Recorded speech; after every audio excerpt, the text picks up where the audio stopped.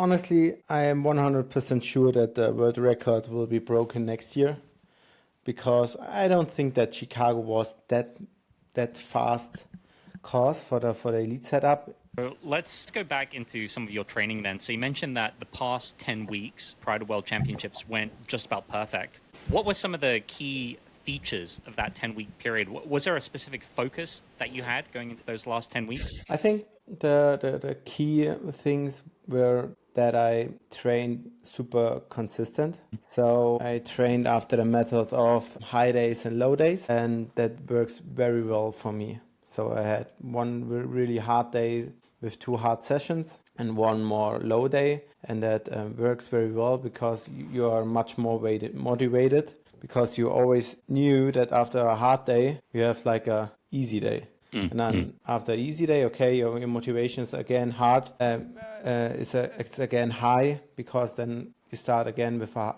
high intensity day, and that was new for me for this upcoming season. And yeah, what I also changed a little bit are my intervals. So I did a lot of intervals, high volume intervals with also threshold work. I keep that Hyrox simulations a little bit more low because that my motivation is much more higher when I do simulation style workouts to keep the effort high. That changed for me a little bit, but the most important point is that I just had a consistent training and always the same day, woke up, eat my breakfast, go to training, lunch, work, train, and then bed, and that's for 10 weeks. So no other distractions, and that helps me a lot. Amazing, amazing. Well, let's dive a little bit further into some of those details. So you mentioned that your training followed this high-low periodization, so hard days followed by easy days. Give us a sense of just how hard the hard days were and just how easy were those easy days. What was the total volume that you were doing during each of those days? Okay, so like my weekly volume was always around 18 until 20 hours. So normally I trained twice a day from Monday to Saturday, and one easy long run day or long bike or long day on Sunday. That was like my rest day, when you want to call this. And yeah, so I try to do my training not longer than 1.5 hours. So when we want to have an example for a hard day, is example a hard leg session with a workout in the morning, workout like an EMOM with sled push, ski erg, row, wobble, something like that. Yeah, so always have part A with 45 until 60 minutes of strength work, follows with a workout with 25 until 30 minutes. And then my part B workout on a high day was like a threshold work, for example, 10 by 1K with 30 seconds rest. And yeah, so just to train with heavy legs and to train my threshold pace. And for example, on this day, I try to do my workout really hard.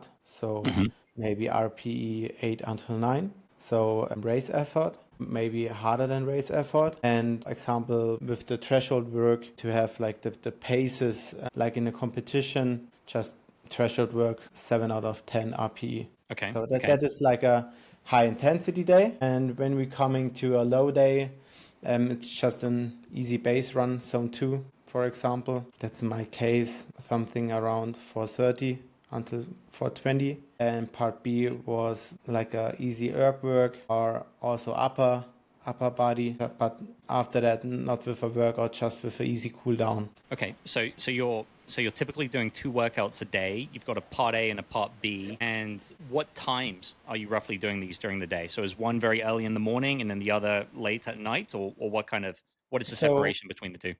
Yeah, the good thing that I can do my workouts whenever I want is that I normally have a good breakfast, and then I go to training against, I would say, 10 until 11. It depends which workout I have. And then I have, after that, strict my lunch. And then my second workout is against 4 p.m. And after that, I have my dinner. So, And yeah. Go So ahead. I just look that I always have the best nutrition or most of energy in my system to go into training, and that I have also directly after the workout my next meal. Okay. Okay. And do you always keep it the same with the hard runs being in the evening and the strength being in the morning? Or is that something that you vary as well? So it depends. So threshold work I like it to do after a hard strength work in the morning, because just to train to run on heavy legs. When I want to, for example, hard intervals like 10 by 400 or speed work, I want to do it with fresh legs, so I do it in the morning. But it depends on the workout type, of course. Amazing. And you mentioned, Tim, you mentioned a 10 by K workout. Give us a sense of what speed you were hitting on that workout and what was the rest intervals between those Yeah, 1Ks? so like when I did 10 by 1K, it was on a nice track with some uphill and downhills. So 1K loop. I did it in 318 until 320, and then just with 30 seconds easy run. And yeah, that works very well.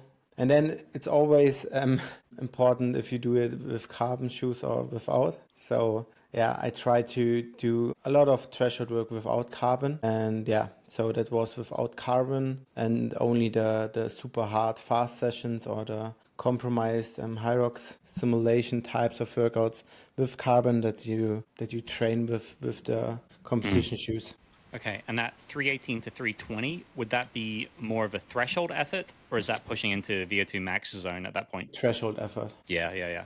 And that's, yeah, again, for giving everyone context, your running time of 29:06, that corresponds to a running pace of 3:19. So it turns out that your race pace was right around that. Yeah, so that is what I try to do on that threshold style runnings, to hold my Hyrox pace. So I think always that the Hyrox pace is similar to your threshold pace, your half marathon pace, and I think I had the shape to run like a 70 minutes half marathon. So that was that pace what I thought, okay, I can run, and that's why I practiced this a lot to run on that pace. Wow, wow. You said 70, a 70-minute half marathon. Yeah, so I think that I had the shape for 70 minutes half Yep. marathon. Yeah, but Okay. So, Tim, looking back over the last couple years, how much do you feel like your running has improved? So you're doing your thresholds 318 to 320. Have you seen progression in those numbers over the last couple years? it's difficult because I was 2 times injured the Right, of last two course. years. Yes, yes. So the first time when I was injured before the Worlds in Manchester, I think I had a really, really good running shape. But yeah, but not that much good that today. And then last year before Nice, my running shape wasn't good because I had some problems with the hip and with the thrombosis. So yeah, I think the first year that I could train pain-free, almost pain-free the whole year, and um, that was the most important point why I have that good running shape. And I found for me the perfect running system that I can handle also the intensity and the volume, and to be the whole season injury and pain free. Incredible, incredible. Okay, let's look into the strength side as well. So you mentioned that a typical workout for you might be an EMOM style workout, and your strength workouts are typically less than 60 minutes. So what would you typically be doing in a strength focused session? So on a normally strength focused work session before the words, I always start with normal back squats, just low reps, just to try to hold my strength, because you always have the problem when the endurance volume increases through the whole season. You always struggling to hold the strength. So on the strength training, yeah, low reps, high intensity. I did a lot of supersets.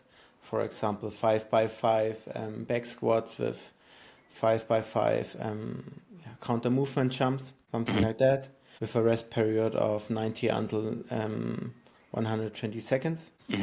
And after that, I did some unilateral movements. I like that because for me it's better for running, and like split squats or Bulgarian split squats. and always in supersets with some dynamic, explosive movements. So jumping lunges or sitting box jumps, something like that. And then my third exercise was always calf exercise to strengthen the tendons especially. So I always stop in the highest position to hold that load, because I some studies and what I also mentioned in the podcast for some month, that you can strengthen your Achilles tendon, that you have more power in the running. So I always do that with some pogo jumps. So Okay. always just strength exercise with some isometric into some dynamic explosive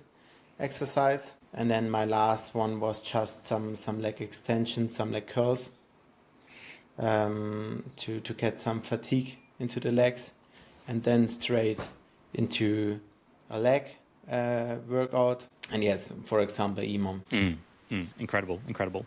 And give us a sense of some of the numbers that you're lifting in the gym. So for those 5x5 back squats, what would be typical weights that you're putting on the bar? So 5x5 back squat was for me, and that was pretty good for me.